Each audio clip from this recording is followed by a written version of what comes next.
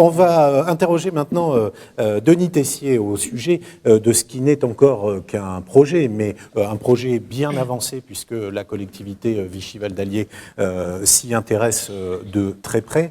C'est un projet industriel de construction d'une raffinerie. Elle sera installée près de Vichy, on verra le site tout à l'heure, pour produire du bioéthanol.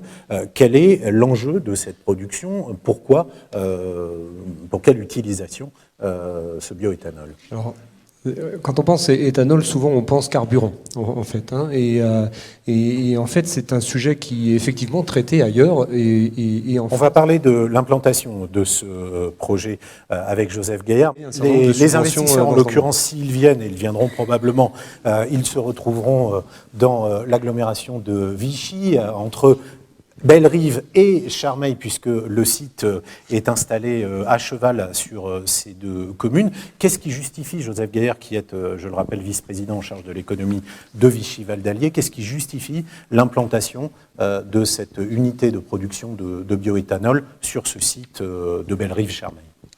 Eh bien, écoutez, il s'agit d'une opportunité qui est tout à fait exceptionnelle parce qu'il se trouve qu'à la porte de Vichy, et plus précisément à la sortie de l'autoroute qui a été ouverte récemment entre Gannat et Vichy, il y a un site de 125 hectares qui a été exploité pendant des décennies, d'abord par Manurin Défense, ensuite Giat et maintenant et après Nexter, pour la fabrication de munitions. Ce site a été désaffecté il y a quelques années. Et il avait la caractéristique d'être classé Céveso 2, c'est-à-dire un niveau élevé en ce qui concerne les risques. Et d'ailleurs, tout autour de ces 125 hectares dont j'ai fait état, il y a 350 hectares qui sont neutralisés, c'est-à-dire sur lesquels il n'y a pas d'habitation. C'est-à-dire qu'il y a 500 hectares disponibles à proximité de l'autoroute, qui plus est dans une zone, il ne s'agit pas d'une morne plaine, mais d'une région quand même boisée, ce qui est intéressant, notamment dans le cadre de l'implantation des nouvelles zones industrielles, où c'est très bien, ma foi, que les activités puissent à la fois avoir une alternance boisée et autres.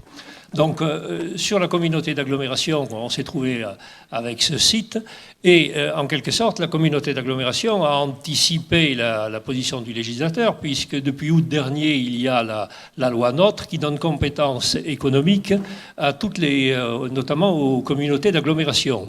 Et bien avant le vote de cette loi, la communauté d'agglomération s'était positionnée pour procéder à l'acquisition de ce site. Alors justement, parce que ça c'était la question que je voulais vous poser, merci d'y venir spontanément, c'est celle du rôle de la collectivité dans cette affaire.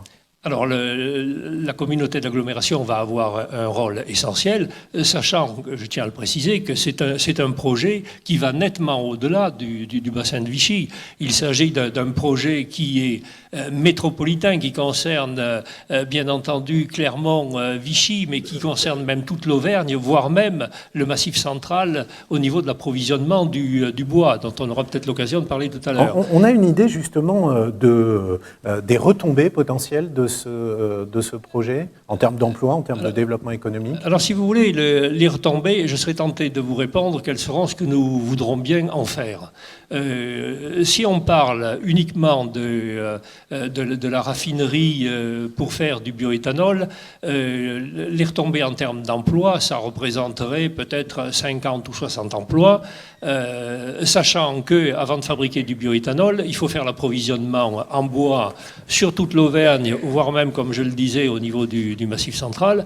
Et là, il y a au minimum 200 emplois à créer dans les zones rurales pour précisément récupérer ce bois.